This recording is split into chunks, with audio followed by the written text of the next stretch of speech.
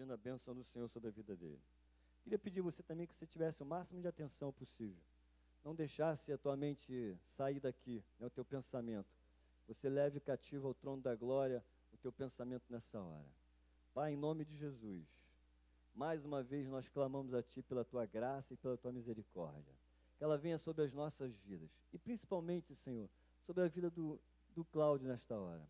Vem com a Tua graça, se derrama sobre ele. Que tudo aquilo que tens colocado no seu coração, tudo aquilo que o Senhor inspirou no coração do Cláudio, Senhor, ele possa transmitir com graça do Senhor, possa transmitir com sabedoria. Pai, em nome de Jesus, que o Teu Espírito Santo possa levá-lo, Senhor, de tal forma que ele possa transmitir tudo aquilo que o Senhor tem colocado no seu coração. Nós oramos também por nossa mente, nosso coração seja limpo nessa hora, Senhor. Nossa mente seja levada cativo ao trono da glória, para que possamos, Senhor, estar atentos, possamos estar meditando em tudo aquilo que vai nos ser falado nesta manhã. Nós te oramos, Senhor, que seja repreendido todo espírito de distração, todo espírito, Senhor, que esteja aqui para atrapalhar, para, Senhor, tirar a atenção da Tua igreja nessa hora. Nós repreendemos agora em nome do Senhor Jesus e te ordenamos que você saia desse lugar em nome de Jesus e que haja somente lugar, somente liberdade aqui, Senhor, para o Teu Espírito nesta manhã. Em nome de Jesus é que nós te oramos.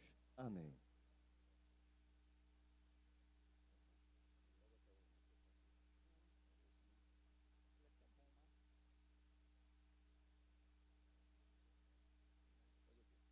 A paz, meus amados. Eu queria compartilhar um assunto com você que de fato está ligado a essa sequência de palavras que está relacionada à família. Eu já tenho falado aqui já por 3 semanas, se eu não me engano. Eu estou convencido de que Deus quer começar uma restauração muito forte na sua igreja. E Deus quer começar isso pela casa, pela família, onde principalmente os pais, eles assumem os seus papéis, deixam de ficar terceirizando a vida dos filhos, e no nosso caso aqui o pastoreio, o discipulado, e assumam de fato a função que Deus delegou a eles, que ninguém pode fazer. E o que acontece? Eu, ouvindo aqui tudo que está acontecendo aqui hoje, nessa reunião, Deus já tem nos falado há algum tempo sobre a importância da oração. Porque sem a oração, amado, sem Jesus, a gente não pode fazer nada. Amém? Eu estava lembrando que, alguns anos atrás, não muitos anos, mas alguns anos atrás, um irmão, um líder, numa reunião nossa, acho que foi até aqui nesse lugar, foi uma reunião assim, muito à vontade, onde a gente estava sentado em círculo, e ele começou a falar da sua vida passada, e começou a contar a história de como se encontrava a sua vida naquele momento. E eu que conheço esse irmão por muitos anos, praticamente quase, eu vi a conversão dele, e à medida que ele falava, eu sabia que aquilo que ele dizia era verdade. E ele foi fazendo um relato da sua história, e depois finalizando ali a sua história, porque esse amado, ele foi um líder assim, muito frutífero no passado, uma casa sempre cheia de muita gente, um homem que cobria várias pessoas, vários casais. Tem gente aqui entre nós hoje aqui, que são líderes, e que de alguma forma sofreram a influência desse homem também, da sua família, não só da vida dele, mas da sua esposa, da sua família. E ele começou a relatar tudo isso, e o relato dele final já não era, infelizmente, como no começo. Ele falava de um declínio na sua vida espiritual e de como se encontrava a sua vida naquele momento, sua casa, enfim. Estava tudo destruído. Era a forma como ele colocava. Ele já não tinha mais aquela carga, aquele desejo de fazer as coisas como antes. E eu me lembro que depois desse relato todo, ele falou uma coisa assim, foi uma pergunta em tom de desabafo. Ele falou assim: eu não sei por onde recomeçar a minha vida. Eu não sei por onde reconstruir isso. Porque se você já passou por isso, como eu também na minha vida, de você conhecer a Deus e ter uma vida frutífera, um ministério já reconhecido, e depois você, por algum motivo, você encontrar a queda, fica difícil, às vezes, você até crer na possibilidade de você reconstruir aquilo que você tinha um dia. E eu entendo o clamor do coração desse irmão, porque durante algum tempo da minha vida eu vivi assim. Eu vivi com o pensamento, com a possibilidade que não era mais possível. Eu cheguei a dizer isso aqui entre vocês, que um dia eu fiz uma oração, eu penso que eu não tinha nem fé para orar aquela oração, mas eu fiz assim mesmo. Eu perguntei a Deus se era possível algum dia eu voltar a caminhar com Ele como eu havia caminhado lá no passado, com muitas experiências, muitas coisas que Deus fazia na minha vida, enfim. Eu não acreditava, meus irmãos, e Deus me deu essa resposta, me restaurando algum tempo depois, enfim, me mantendo até hoje na presença dEle, porque é Ele que nos mantém. E eu sei que é totalmente possível. De repente você está me ouvindo aí, e você está numa situação como essa. Eu quero dizer a você, olha, a Bíblia diz que ainda que o homem seja infiel, Deus é fiel. E eu quero te dizer a você, porque eu provei isso. Deus está te esperando, está guardando, plantado, do lugar que você se desviou, de onde você caiu, de onde você deixou. Ele está guardando que você retorne, para que ali Ele prossiga caminhar contigo. Pode acreditar nesse negócio. E eu quero te dizer mais ainda, eu quero te falar em nome de Jesus, que o segundo tempo na tua vida vai ser melhor do que o primeiro. Porque esse tempo de deserto é um tempo que Deus nos ensina muito, meus irmãos, que nos quebranta e nos dá lições que a gente carrega para o resto da vida. E se você se voltar para Ele, Ele vai se voltar para você em nome de Jesus. Bem, na hora que esse irmão fez essa pergunta, o Espírito Santo veio sobre a minha vida.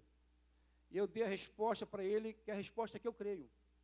Eu falei, querido, se você quer começar a reconstruir a tua vida, se você quer começar a edificar a tua vida, começa pelo lugar certo. Começa do começo. Porque toda vez que você começa uma obra, ou uma reforma numa casa, uma construção, você tem que começar do início. Porque há um início, há um princípio. E eu queria citar para vocês uma história que conta muito bem sobre isso. Eu não sei se você já leu nas Escrituras o tempo que Israel passou na Babilônia. A Bíblia diz que Nabucodonosor invadiu Jerusalém, destruiu totalmente Jerusalém. Jerusalém é cercado por muralhas. Diz que eles destruíram os muros, as muralhas de Jerusalém. Diz que eles invadiram a cidade, diz que eles tacaram fogo na cidade e eles destruíram o templo do Senhor. Aquele templo que Salomão havia edificado, que as pessoas conheciam como a casa de Deus. Era onde Deus se manifestava. Não ficou pedra sobre pedra. Eles destruíram tudo. Levaram ouro, levaram tudo que havia ali de valor e levaram também da cidade os melhores, segundo a Bíblia, os príncipes, os homens e mulheres, os mais belos, os mais instruídos, e deixaram na cidade só os velhos, as crianças, os aleijados, ficaram em Jerusalém. Mas a Bíblia diz que 70 anos depois, Deus inclinou o coração de um rei chamado Ciro. E esse homem, ele começou a enviar os judeus de volta para Jerusalém, para que pudesse reconstruir a cidade, reconstruir a casa de Deus. Não sei se você já leu isso lá. Essa foi a palavra de Ciro. Ciro enviou juntamente com esses homens tesouros, para que eles pudessem fazer isso. Porque Jerusalém estava destruída. O templo, o lugar da presença de Deus, estava destruído. A referência onde Deus se manifestava. Se você ler o livro de Esdras e o livro de Neemias, conta a história dessa reconstrução. Um era copeiro do rei, o caso de Neemias. Depois se torna um governador da cidade. O outro era Esdras, escriba, sacerdote. E Deus envia esses homens em tempos diferentes para que eles pudessem fazer trabalhos diferentes. Ele sabe que o trabalho de Neemias foi reconstruir os muros que protegiam a cidade, as muralhas. Mas a Bíblia diz, lá em Esdras capítulo 3, depois você pode conferir isso na tua Bíblia, Diz que depois que eles chegaram lá em Jerusalém, e estava tudo destruído. Diz que no 7º mês se levantou um sacerdote chamado Jesua. Ele, juntamente com seus irmãos, e Zorobabel, que era o governador nesse tempo da cidade de Jerusalém, diz que eles começaram a edificar. A primeira coisa que eles edificaram, meus amados, naquela cidade destruída, porque eles foram com a incumbência de edificar a casa do Senhor. A primeira coisa que eles construíram ou reconstruíram, se você abrir agora a tua Bíblia em Atos 3, isso está exatamente lá, eles começaram a reconstruir, eles edificaram o altar do Senhor. A primeira coisa, é tão surpreendente isso, porque não havia muros, os muros eram aquilo que protegia Jerusalém dos inimigos.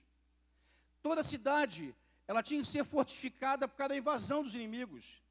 E nessa época, Israel não tinha exército, não havia homens suficientes para que eles pudessem defender Jerusalém, não havia nada. A única proteção que eles poderiam ter era dos muros, e estavam destruídos.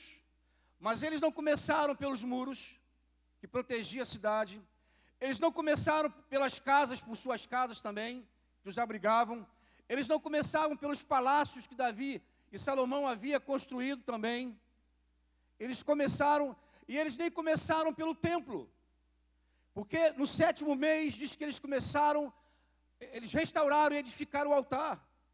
Só 2 anos depois, se você ler lá, em Esdras 3, diz que eles lançaram os fundamentos do templo. 2 anos levaram que eles começaram a lançar os alicerces. Mas a primeira coisa que eles restauraram, meus irmãos, foi o altar. E essa foi a minha resposta para esse irmão. Eu falei, querido, se você quer reconstruir a tua vida, se você quer reconstruir a tua casa, você tem que começar do lugar certo.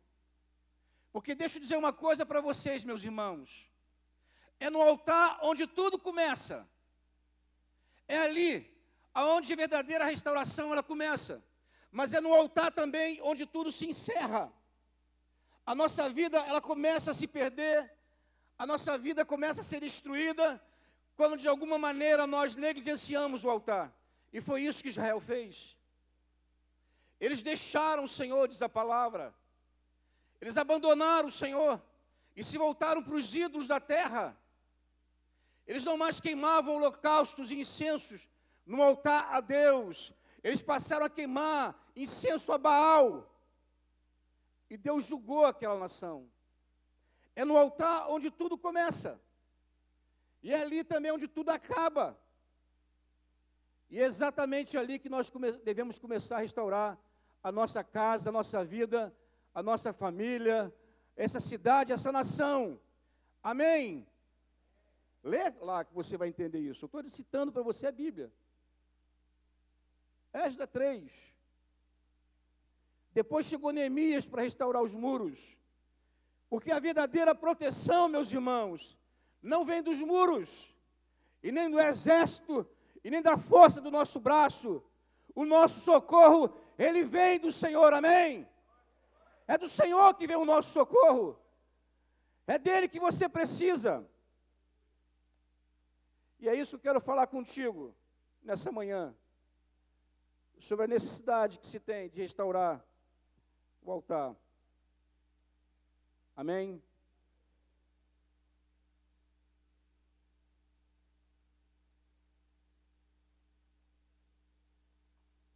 Eu já contei para vocês aqui sobre o tempo que meu filho mais velho, primogênito, ele se desviou do Senhor. O que eu vou falar, claro, tem tudo a ver com isso. Por isso que eu estou citando isso para você, porque essa palavra, o Espírito Santo me abriu ela no meio desse tempo. Onde a minha casa, meus irmãos, estava em ladeira abaixo. Porque vocês sabem o quanto o diabo pode afetar na vida da família quando atinge a vida dos filhos. E eu me lembro que, nesses anos atrás, esse meu filho mais velho, ele começou a apresentar algumas dificuldades. Inicialmente, ele me procurou dizendo que não queria mais caminhar conosco, aqui no sítio, com esse rebanho, e eu tive uma reação assim muito ruim. Nessa hora eu falei assim, cara, então vou deixar de pastorear, porque se você não quer meu pastoreio, eu não quero pastorear a vida de ninguém. E eu me lembro que essa foi a minha primeira tentativa, meus irmãos, de reverter a história do meu filho. Ele já não estava bem, mas eu não percebia isso claramente. E eu me lembro como se fosse hoje, depois de algumas conversas, de algumas resistências da minha parte, eu tive que acabar concordando, uma vez que ele já era maior de idade, ele respondia por si. Embora com muita vergonha, eu escondi isso dos irmãos, eu não falava isso com a igreja, tinha muita vergonha. E meu filho, após essa decisão dele deixar o nosso convívio, de alguma forma ele tentou se vincular a algumas igrejas locais, aqui na Zona Oeste. E durante um tempo tentou ir, frequentar, estar juntos, mas por algum motivo ele não conseguiu se vincular. E eu me lembro que algum tempo depois, meu filho começou a se afastar gradativamente. E a gente não podia fazer nada, porque a gente argumentava com ele tinha argumentos para poder falar conosco. E foi se passando o tempo, isso passou talvez 1 ano, 2 anos, e meu filho longe do convívio da igreja, longe do corpo, ele começou a se esfriar e começou a deixar o Senhor. E começou a se voltar para o mundo, porque nesse tempo ele começou a fazer publicidade, e com a influência que ele sofria na faculdade, através dos professores e de colegas da faculdade, aí de fato meu filho um dia tomou a decisão de deixar o Senhor, e para nós foi muito doloroso isso. E eu me lembro que eu escondi isso, meus irmãos, por algum tempo da igreja. E quando os irmãos perguntavam, não, ele está bem, e respondia assim, eu tinha muita vergonha, porque de alguma forma eu achava que meu ministério estava sendo censurado, porque meu filho, ele não queria o Senhor. E ele foi criado no reino, ele foi criado no caminho, ele foi ensinado desde criança o caminho que ele deveria caminhar. E no meio disso tudo, eu me lembro que nós orávamos, e nós chorávamos, porque o estado dele foi piorando a cada dia foi piorando, e chegou a um ponto assim, meus irmãos, insustentável, porque isso começou a se refletir no próprio convívio da família.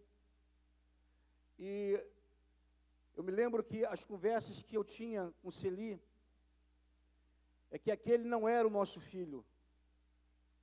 Parece que 18 anos de convívio, você conhecendo uma pessoa, e num dado momento você chega à conclusão de que aquela pessoa não é aquela mesma pessoa que conviveu com você durante todo aquele tempo. Porque, meus irmãos, como as pessoas se transformam. Talvez você não tenha ideia do que é perder a graça de Deus. Eu fico imaginando, eu acho que uma das armadilhas que nós caímos é que nós nos acostumamos com a presença de Deus e com aquilo que ela nos traz, e nós não sabemos mais o que é viver sem ela. Um homem sem a graça é um homem em desgraça. Um homem sem a graça de Deus é um homem que ele caminha segundo o curso desse mundo. E é terrível, meus irmãos, você olhar para alguém que saiu de dentro de você, olhar e ver essa pessoa se transformando num verdadeiro monstro. E nós começamos a orar por isso. Até que o Espírito Santo, ele falou conosco. Ele falou comigo que nós estávamos orando, mas não da forma como ele queria, e é isso que eu queria que você ouvisse essa manhã. Abre tua Bíblia comigo em Mateus capítulo 18. Eu já li essa palavra, meus irmãos, muitas vezes, mas nunca compreendi essa palavra como eu compreendi nesse dia que o Espírito Santo, ele falou comigo. Porque nesse tempo, nós orávamos. Até porque a nossa formação, a minha formação e da minha esposa, é uma formação numa igreja que orava muito. Não era assim, Zaninha? Nós orávamos muito. Jejuávamos. Essa foi a minha escola. Eu sei que hoje as gerações contemporâneas não gostam muito de orar. Acha que orar é perder tempo. Mas a oração, meus irmãos, é aquilo que move o Senhor, que move o coração de Deus. Pelas Escrituras nós vemos isso. E o Espírito Santo nesse tempo me falou assim, deixa eu ler o texto primeiro. Mateus 18, verso 18. Ele diz assim: em verdade vos digo, que tudo que ligardes na terra terá sido ligado nos céus. E tudo que desligardes na terra terá sido desligado nos céus. Em verdade também vos digo, que se dois dentre vós, sobre a terra, concordarem a respeito de qualquer coisa que porventura pedirem, se lhe há concedida por meu Pai que estás no céu. Porque onde estiverem 2 ou 3 reunidos em meu nome, ali estou no meio deles. Eu não sei se você prestou atenção, vou ler de novo o texto. Que a gente lê e não presta atenção, não entende. Eu quero te dizer uma coisa, essas palavras, meus irmãos, saíram da boca do próprio Senhor. Não foi um profeta que falou, não foi ninguém que disse isso, foi o próprio Senhor que falou. Em verdade vos digo que tudo que ligardes na terra terá sido ligado nos céus, e tudo que desligardes na terra terá sido desligado nos céus. Em verdade também vos digo que se 2 dentre vós sobre a terra concordarem a respeito de qualquer coisa que porventura pedirem, se lhe há concedida por meu Pai que estás no céu, porque onde estiverem 2 ou 3 reunidos em meu nome, ali estou no meio deles. Eu não sei se você consegue perceber a dimensão dessa promessa, meus amados, dessa verdade, porque o Senhor falou que qualquer coisa que pedirem, você tem ideia disso? Qualquer coisa que pedir, diz que vai ser feita pelo Pai Celestial. Você consegue entender isso, não? Qualquer coisa que você pedir, se lhe há feita por meu Pai que está no céu. A pergunta é, você hoje precisa de alguma coisa? Você está passando por alguma coisa hoje que te incomoda, que te atormenta? Você está precisando de algo hoje? Você tem necessidade de alguma coisa? Você está precisando de um socorro de Deus? Esse texto, meus irmãos, diz que qualquer coisa que nós pedirmos. O que é qualquer coisa? Oi? Qualquer coisa é tudo. É o que diz o texto. Qualquer coisa que porventura pedirem, se lhe é feita por meu Pai que está no céu. Bem, você pode perguntar, mas aí, Cláudio, qual é a novidade? Isso para mim, meus irmãos, de fato, naquela época não era novidade. Foi um tempo, inclusive, que Deus estava falando com o presbitério sobre a oração. Eu já sabia da importância da oração de concordância, da oração unânime, diz lá em Atos 2, diz que eles unanimemente, eles oraram por cerca de 10 dias ali, e o Espírito Santo veio sobre eles. A oração unânime, a oração de concordância, ela tem muita força.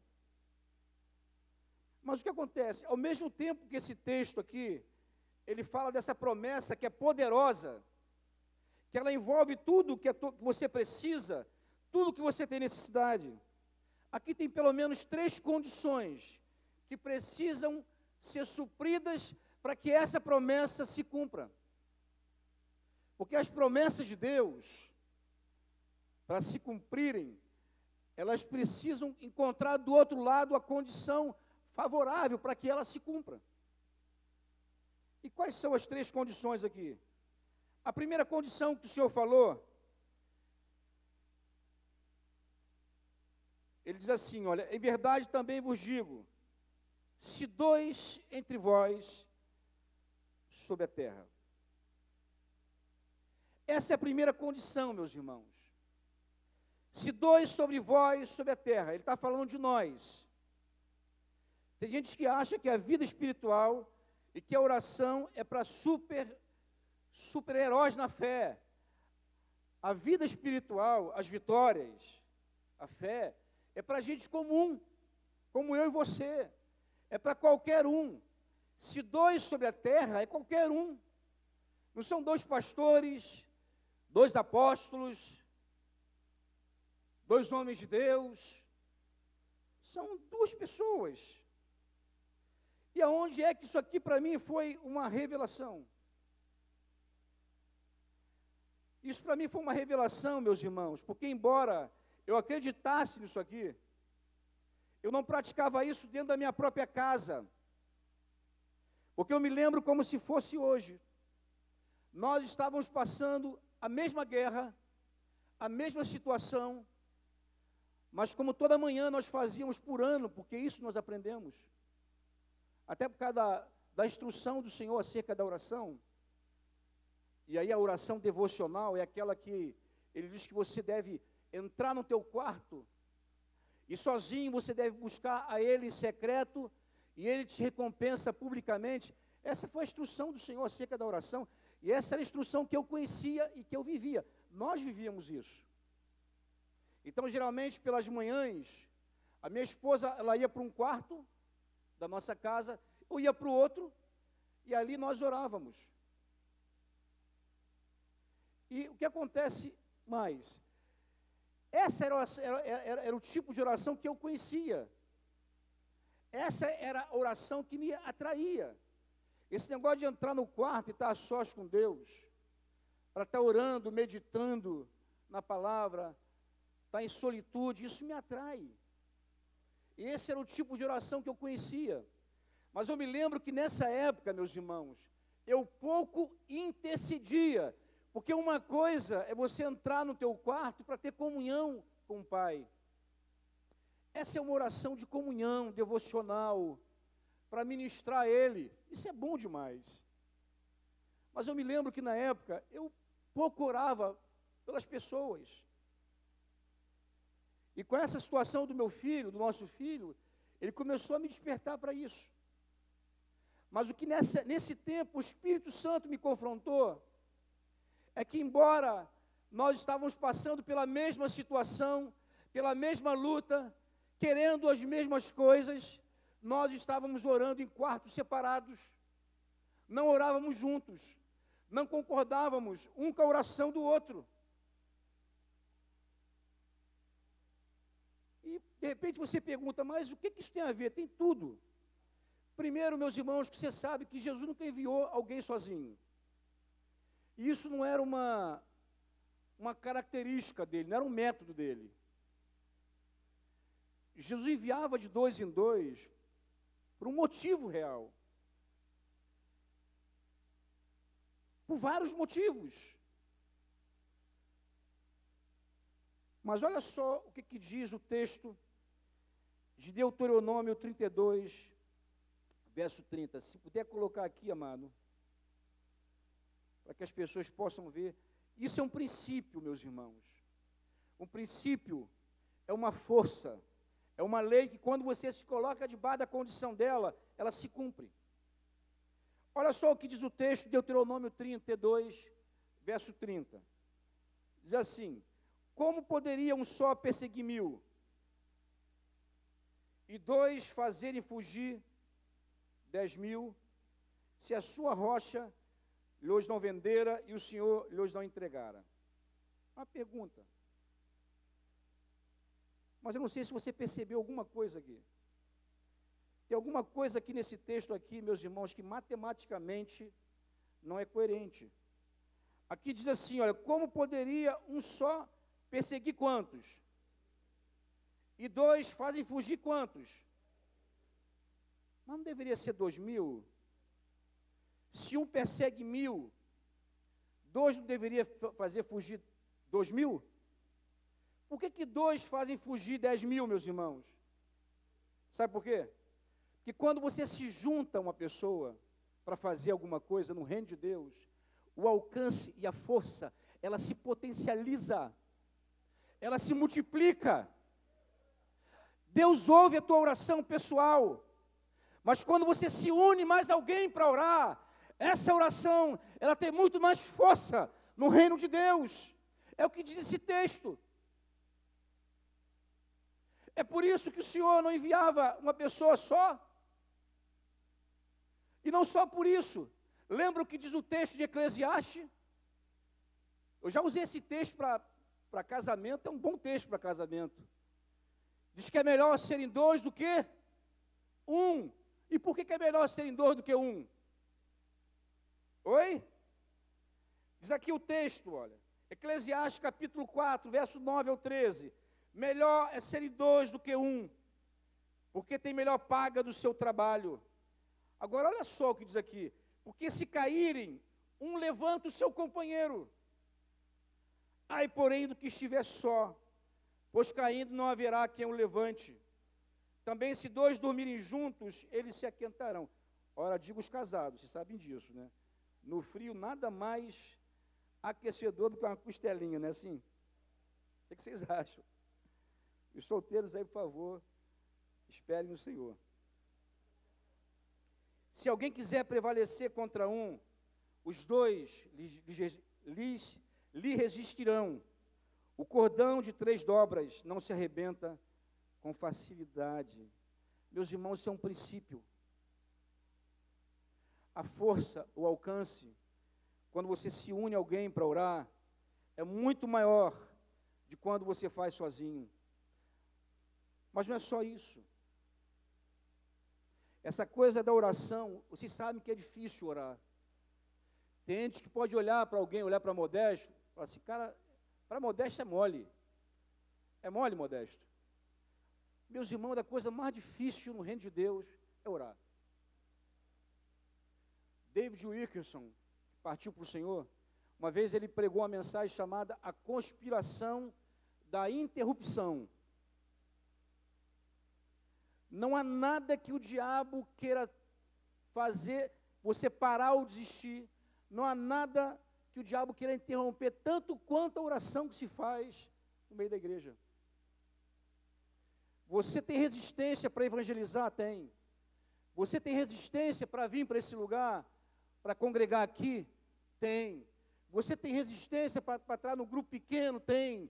Você tem resistência para pastorear alguém? Tem. Mas, meus irmãos, não há nada que o diabo queira resistir tanto quando você decide orar.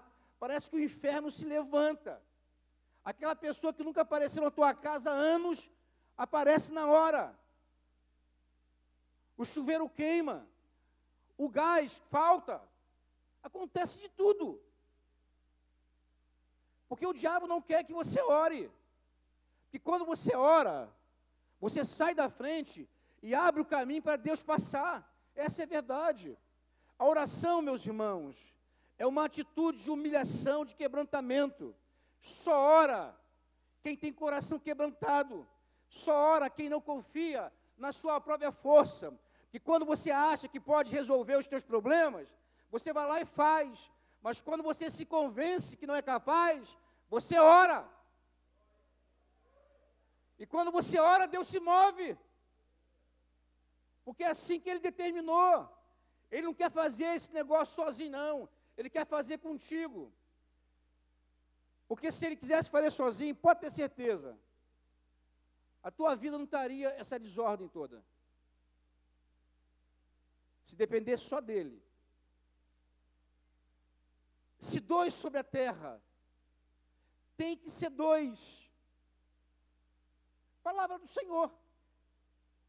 Se fosse só uma única pessoa que pudesse ligar e desligar, se fosse uma única pessoa que tivesse a força e a fé suficiente para receber o que precisa, ele diria.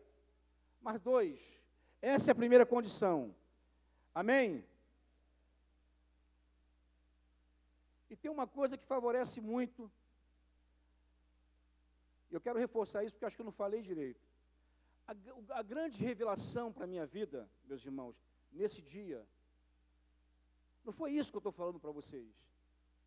Foi o fato de olhar para minha esposa, que mora comigo, que dorme comigo, que convive comigo,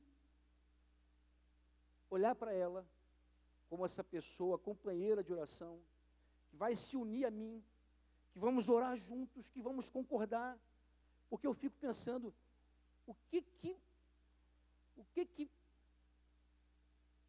será que um casal, os pais, cujos filhos estão passando problema, a casa está com algum problema, será que esses pais não vão concordar, meus irmãos? Essa foi a grande repreensão que eu recebi, porque a minha companheira de oração, essa segunda pessoa, ela estava do meu lado o tempo todo, e eu ficava olhando para fora. Nós precisamos nos arrepender disso, porque às vezes a gente quer praticar a nossa espiritualidade lá fora, mas não quer praticar dentro da própria casa. A igreja de Atos, ela perseverava na casa, mas como é que é isso, meus amados? Não eram os irmãos que vinham para a tua casa, não, era a própria casa também. Era o pai, a mãe, os filhos. Eles perseveravam na doutrina apostólica, eles perseveravam na comunhão, perseveravam no partir do pão, que eu já falei com vocês. Que a maioria, infelizmente, não parte o pão, não ceia dentro da própria família. Mas a nossa casa não é a primeira igreja.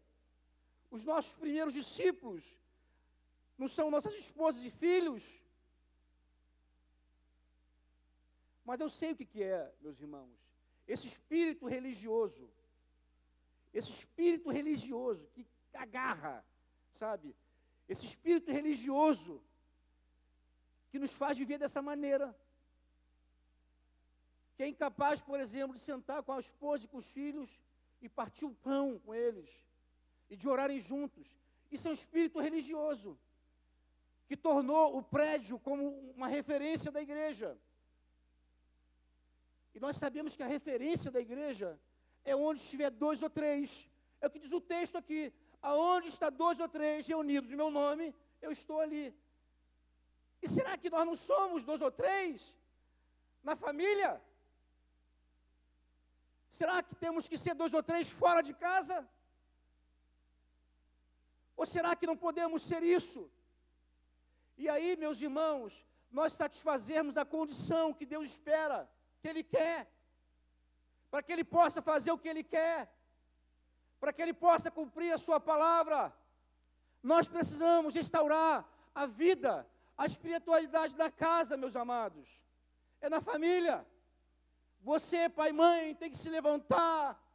E se você é filho de pais que não servem a Deus, se levante também, para Deus te usar como um canal dEle, para trazer o reino sobre a tua casa.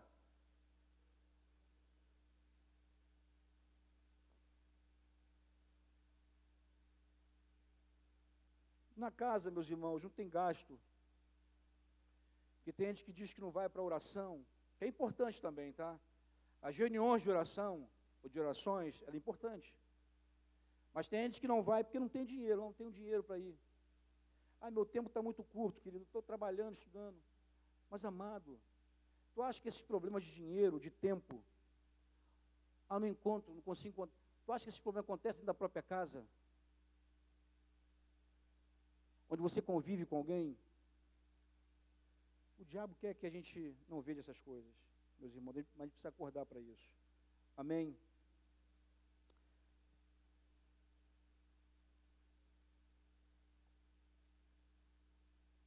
O texto, voltando ao texto, diz que em verdade também vos digo, se 2 dentre vós sobre a terra concordarem a respeito de qualquer coisa.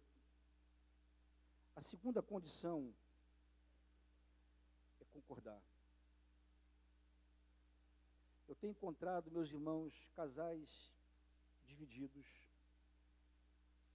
Na verdade, ao longo de todos esses anos que eu apacento, infelizmente, você olha para uma casa em ruína e você vê os pais divididos. Parece gato e cachorro. Eles não são companheiros, parecem adversários. Não se entendem.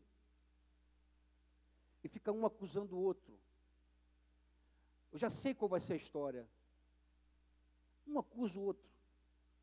Outro dia eu estava sentado, conversando com um casal assim. E ambos dizendo, não, mas eu sei que eu tenho muita coisa para mudar, sei que eu estou errado em muito.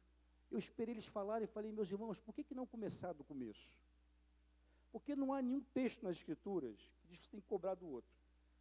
Todo mandamento, meus amados, é pessoal, é para você fazer. Eu falei, por que vocês não começam com esses erros que vocês dizem que têm? Em vez de ficar apontando o dedo, acusando o outro do que faz de errado, por que você não começa por você?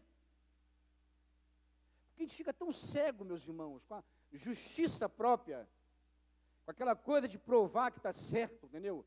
De colocar o outro no lugar dele, que a gente não começa por onde deveria começar. O que Deus espera de você é que você se arrependa, que você se volte para Ele. Se você está errando com Ele, ou se você está errando com ela, se arrepende de você, muda a tua vida, vai para Deus, pergunta qual é a vontade dEle para você, e submete, faz a vontade de Deus. Mas ficam uma peleja, ficam brigando. E aí, meus amados, a consequência disso é uma casa destruída, é uma vida destruída, são ministérios destruídos. E era o caso desse casal que eu estava conversando. O amado havia aberto mão de um chamado de Deus há anos atrás, porque não conseguia pastorear a própria mulher, a própria esposa, que é um outro engano. Tem gente querendo ser pastor fora de casa e abre mão de ser pastor dentro da própria casa. E o Senhor falou que ninguém pode governar a igreja se não governar a própria família, apacentar a própria casa, porque essas são as primeiras ovelhas que nós temos. E é desse rebanho que a gente vai dar conta a Deus. O texto de Marcos, capítulo 3, verso 24 e 25, diz assim: se um reino estiver dividido contra si mesmo, tal reino não pode subsistir. Se uma casa estiver dividida contra si mesma, tal casa não poderá subsistir. Infelizmente, meus irmãos, essa é a realidade de muitas famílias. Uma casa dividida contra si mesmo. Porque eu quero te fazer uma pergunta, principalmente você que é casado, mas serve para você solteiro também, porque de repente tu divide com teus pais. Qualquer coisa que vier sobre a tua casa, vai vir sobre a tua vida também, porque você está nela. Se essa casa cair, vai cair também na tua cabeça. Porque toda divisão, meus irmãos, é contra si mesmo. A única pessoa que ganha com a divisão é o diabo. E o nome dele quer dizer aquele que se coloca entre as pessoas para dividir. Esse é o significado do nome dele. Aquele que se coloca para dividir. Ele adora isso. Ele dividiu os céus, levou um terço dos anjos com ele.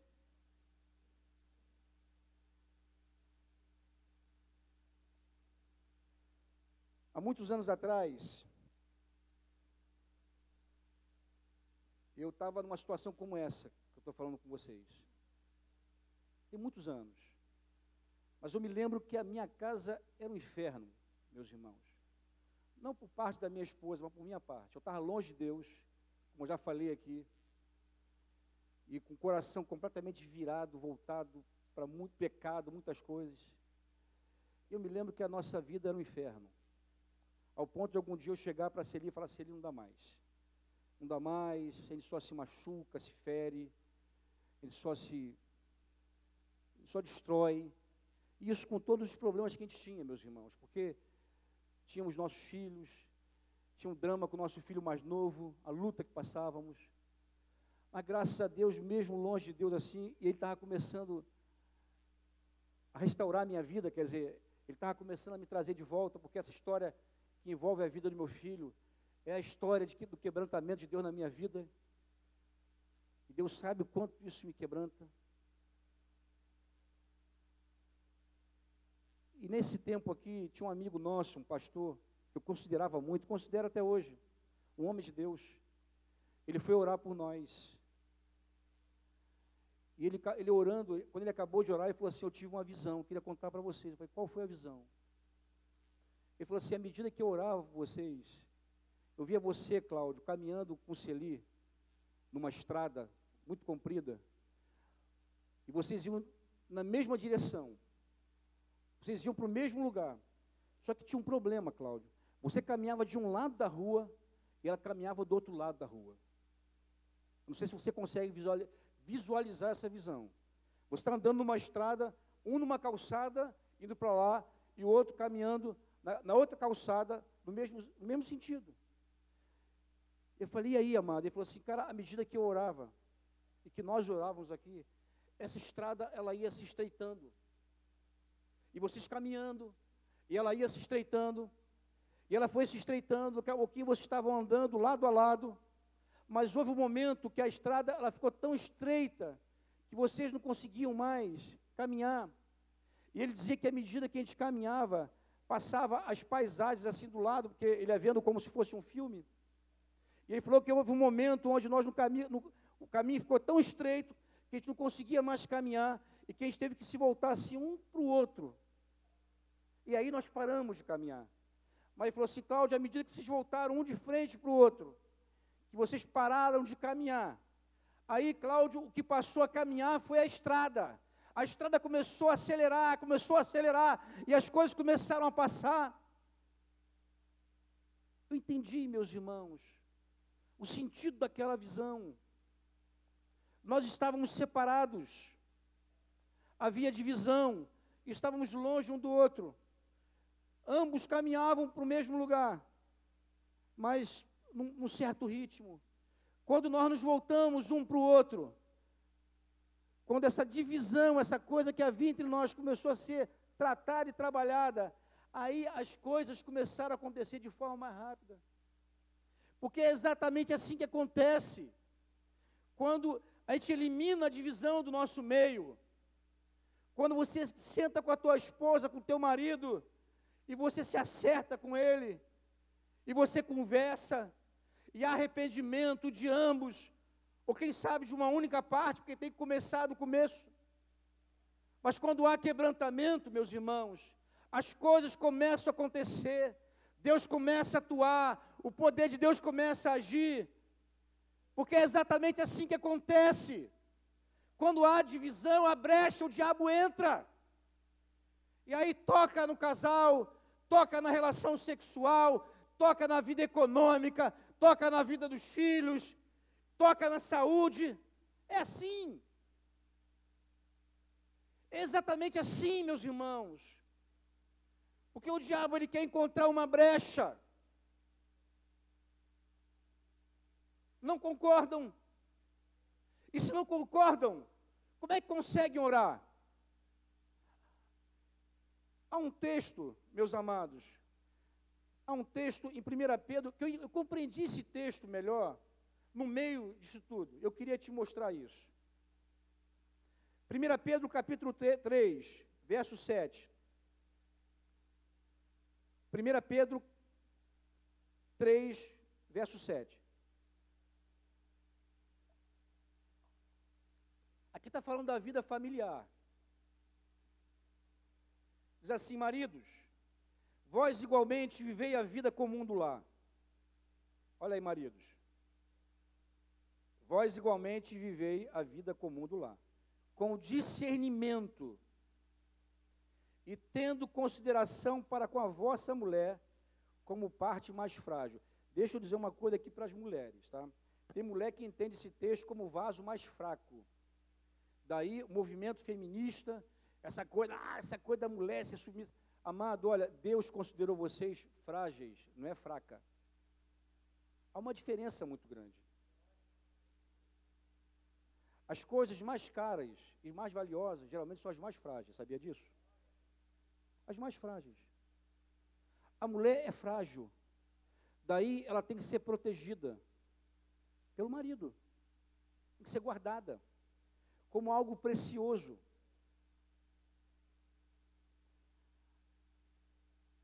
Ela tem que ser protegida pelo marido. Embora também, meus irmãos, em alguns momentos, a Bíblia diz que a mulher é forte também.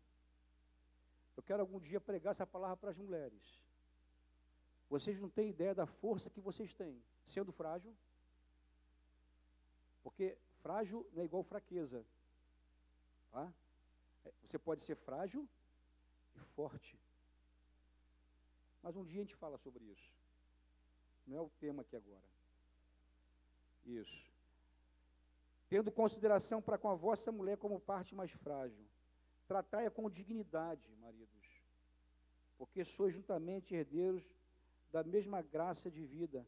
Olha só o que diz aqui, olha, para que não se interrompam as vossas orações.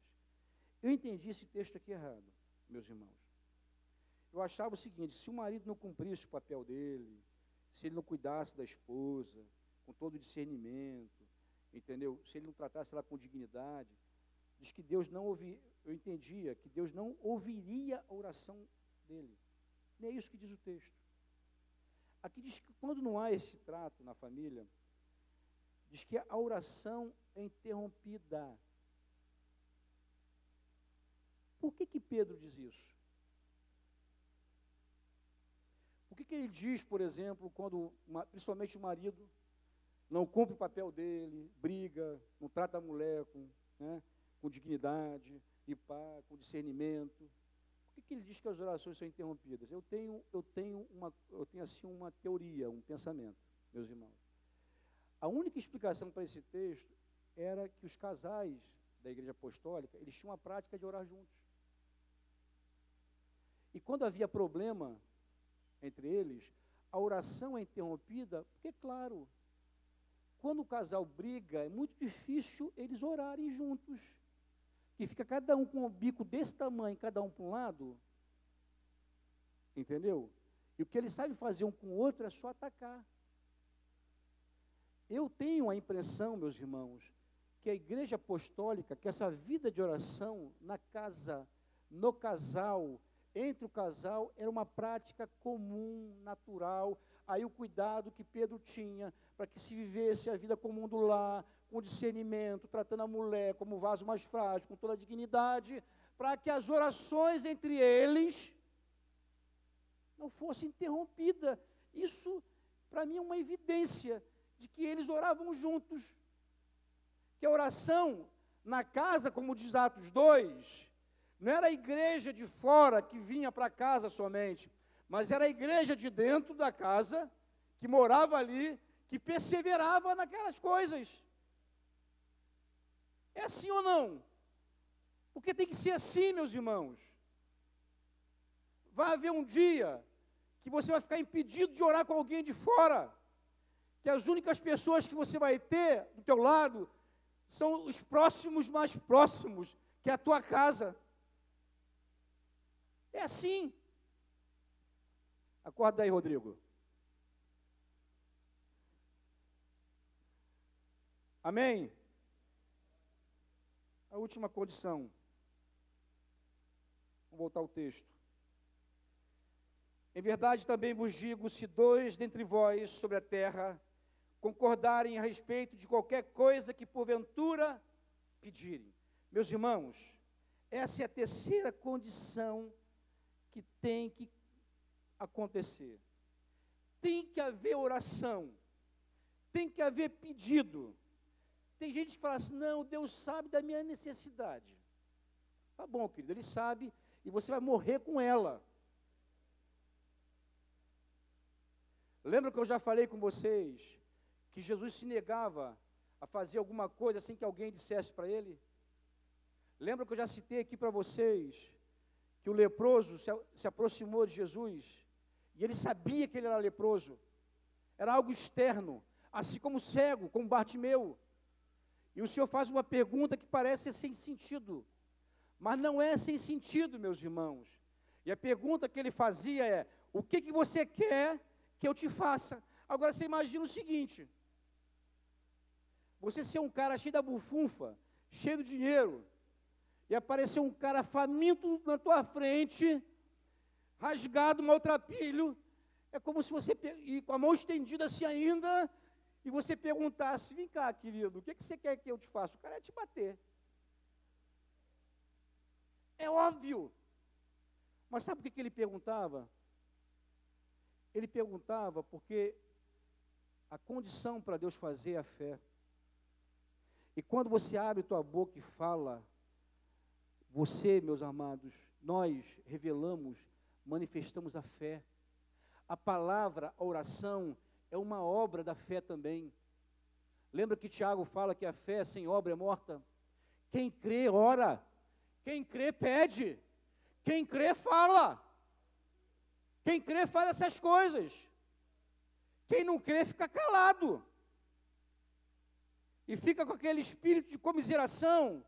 Não, ele sabe o que eu estou passando. E sabe de tudo. Ele conhece a tua dor. Ele sabe o que vai acontecer contigo amanhã ainda. Mas ele não vai fazer nada se você não pedir.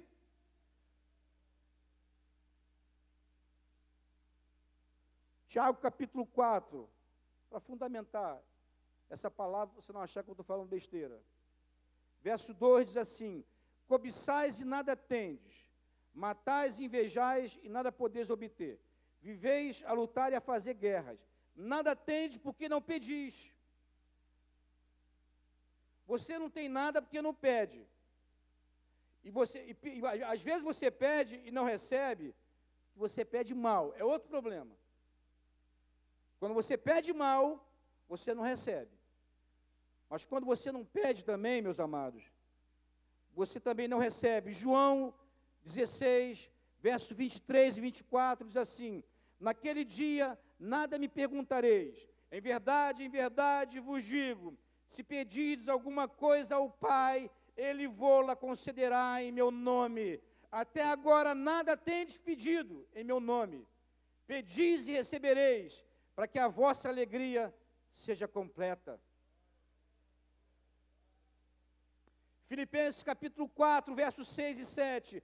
Não andeis ansiosos por coisa alguma, em tudo, porém, sejam conhecidas diante de Deus as vossas petições, pela oração e pela súplica, com ações de graças, e a paz de Deus, que excede todo entendimento, guardará o vosso coração e a vossa mente em Cristo Jesus. Antes da ansiedade, meus irmãos, antes da insônia, antes da pressão alta, antes do choro, antes da amargura, você tem que orar a Deus. Você tem que levar a Ele cada necessidade tua, cada pedido. Porque os ouvidos de Deus, eles não estão fechados, diz a palavra, para que não possa nos ouvir. Meus irmãos, o Senhor quer te atender, mas Ele quer que você ore. Ele quer fazer, mas Ele quer que você abra a boca e diga a Ele.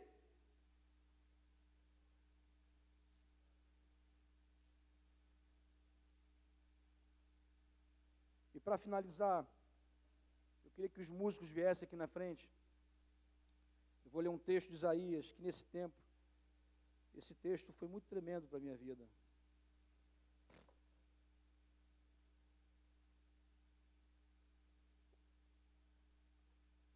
Isaías 56,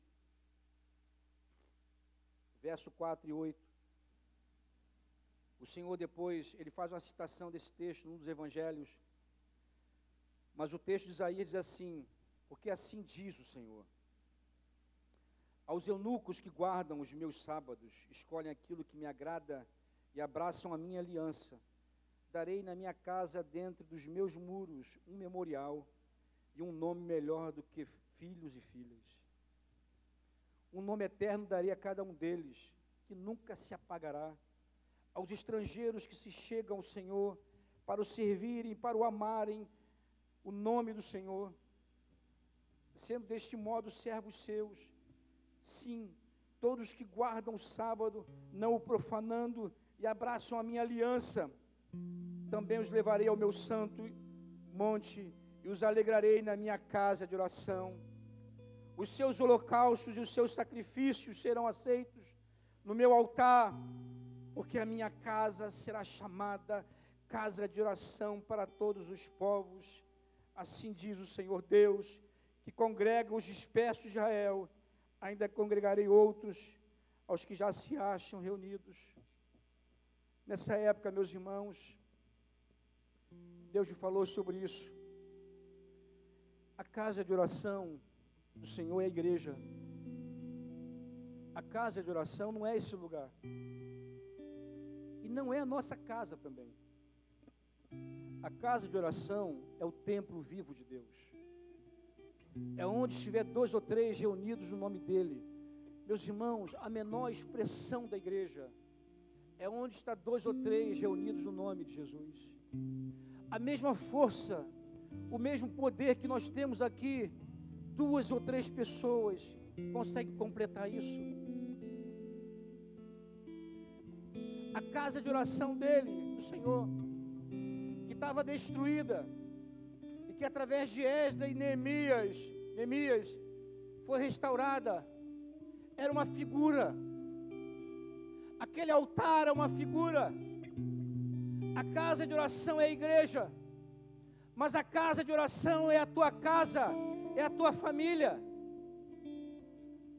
Porque onde estiver 2 ou 3 no nome dEle, essa é a casa de oração do Senhor. E você pode ser casa de oração para todos os povos, ainda que você esteja impedido ou impedida por alguma coisa, ainda que você não possa se locomover, ainda que você não tenha recursos para ir, você pode ser casa de oração para todos os povos e nações. Mas você pode ser casa de oração para a tua própria casa. Você pode ser casa de oração pelo teu marido que está longe. Mas você pode ser casa de oração por teus filhos, pela tua mulher. Você pode ser casa de oração pelos teus parentes, pelo teu pai, pela tua mãe, pelos teus vizinhos. Você pode ser casa de oração por aquele que sofre. Você pode ser casa de oração para o Brasil. Você pode ser casa de oração pelas nações, pela igreja perseguida. Você pode ser casa de oração para qualquer pessoa, ainda que você esteja a quilômetros de distância. Porque embora você esteja longe, mas o nosso Deus que está em todos os lugares, que tem todo o poder nas suas mãos, Ele está presente e Ele pode fazer qualquer coisa. Ele pode fazer aquilo que o homem não pode fazer, porque aquilo que é impossível aos homens é possível a Ele. É possível a Ele. E Ele pode restaurar a nossa sorte.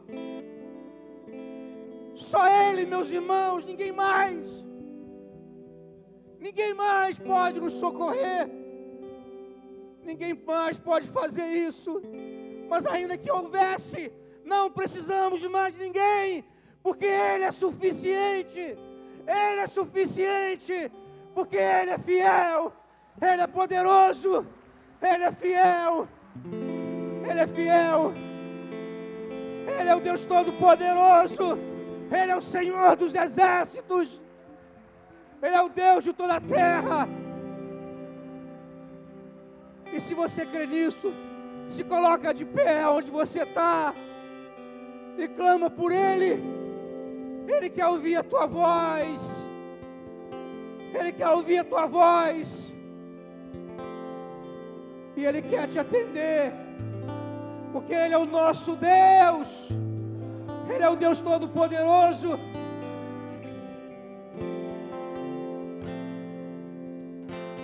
Glória a Deus.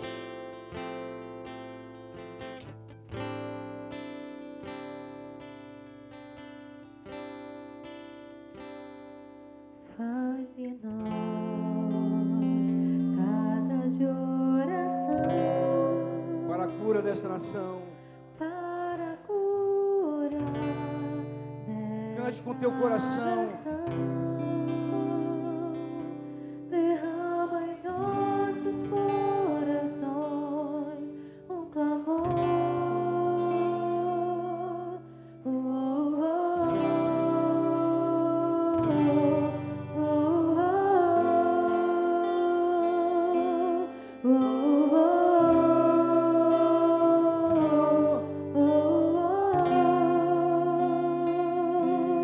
Faz de nós atalaias sobre os muros, que não cessem de clamar diante de ti. Ô Senhor, levanta os teus atalaias.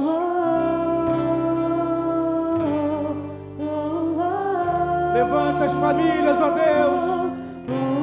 Levanta os pais para se colocarem na brecha.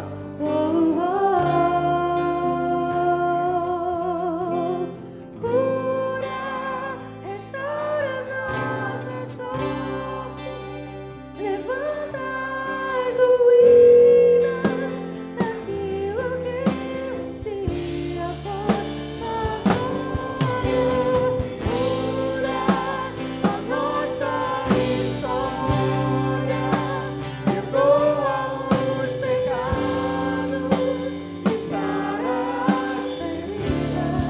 Aviva-nos, Senhor.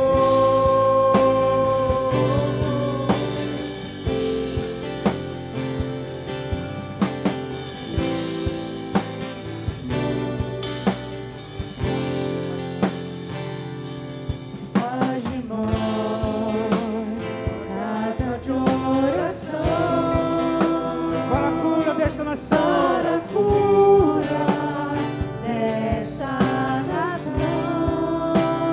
Derrama, Senhor. Derrama em nossos corações um clamor.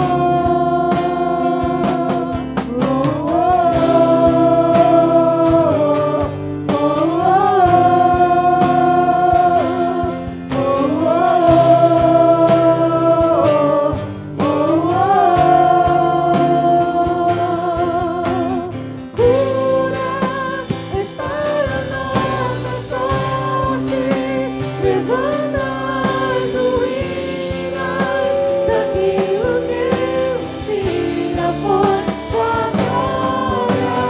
Cura a nossa história, perdoa os pecados e sara as feridas. Aviva-nos, Senhor.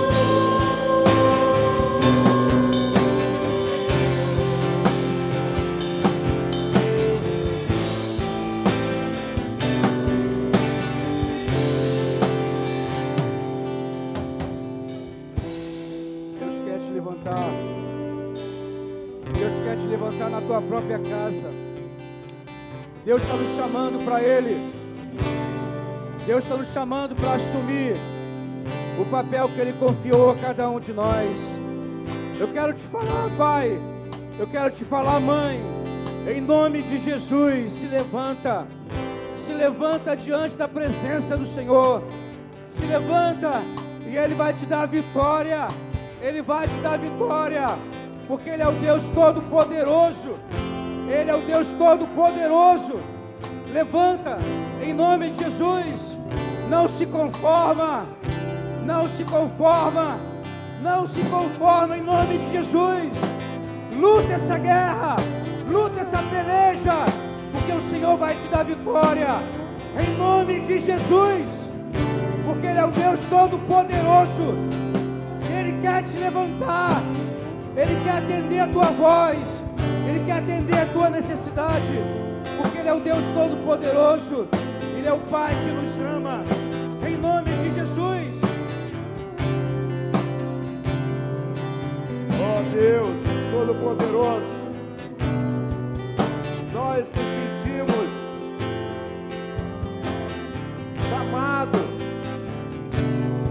chamados a orar, Senhor.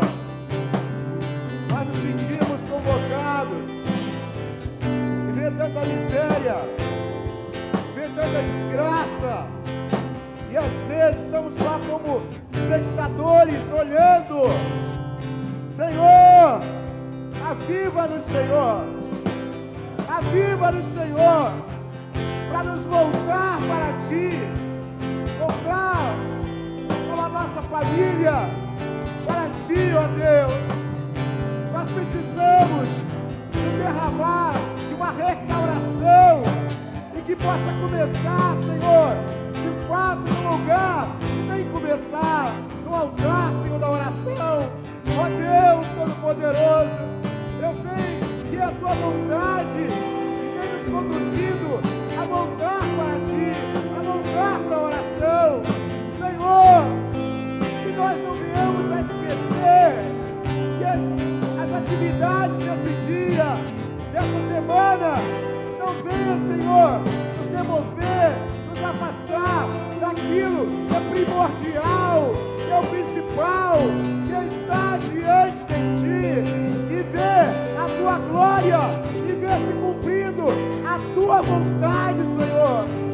Eis-nos aqui, que esse fogo, Senhor, possa incendiar outros que não vieram, outros que não participaram desse momento, mas que esse fogo, Senhor, possa ser como numa floresta que vem incendiar outras árvores, até, Senhor, até que toda a Tua igreja possa estar incendiada diante do Senhor, em oração, porque aí sim, será derramado, Senhor, e o Teu reino, a Tua vontade de Jesus vai se manifestado a esta geração que precisa ser. Pai, eis-nos aqui, que o nosso lar, que a nossa vida, que os filhos, que os pais se voltem, Senhor, para Ti em oração, concordando, pedindo, até que a porta se abra, até que a janela dos céus abra sobre nós e o Senhor derrame bênçãos sem medida, para que todos vejam e possam testemunhar, e possam dizer: Deus está no meio deles, Deus ouve a oração deles, Deus está vivo, Deus é um Deus que ouve. Senhor, que Tu sejas glorificado através dos nossos pedidos, das nossas respostas que nós vamos ter diante do Senhor. Eis-nos aqui, Senhor, para fazer a Tua vontade e para cumprir o Teu querer. Aleluia. Em nome de Jesus.